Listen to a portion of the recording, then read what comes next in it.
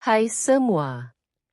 Hari ini saya ingin berkongsi 8 prinsip penting yang boleh membantu kita membaca pergerakan pasaran dengan lebih jelas, terutama untuk pelaburan jangka panjang.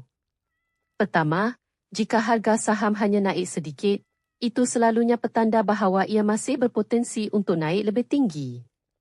Jadi jangan terburu-buru menjual.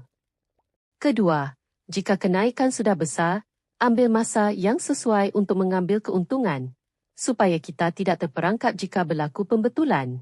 Ketiga, apabila pasaran jatuh tetapi saham tertentu masih stabil, itu biasanya menunjukkan saham tersebut mempunyai kekuatan untuk naik semula. Keempat, jika pasaran jatuh tetapi saham itu naik, ini tanda ia mungkin mempunyai momentum kenaikan yang lebih kuat.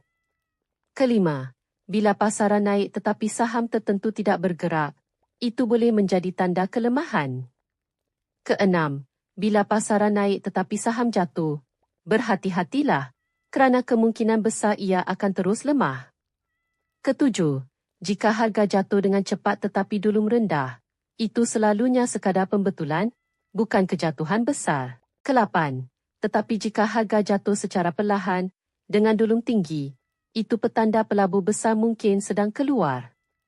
Lebih baik lindungi keuntungan atau kurangkan risiko. Inilah 8 prinsip emas yang boleh membantu anda lebih tenang dalam membuat keputusan pelaburan.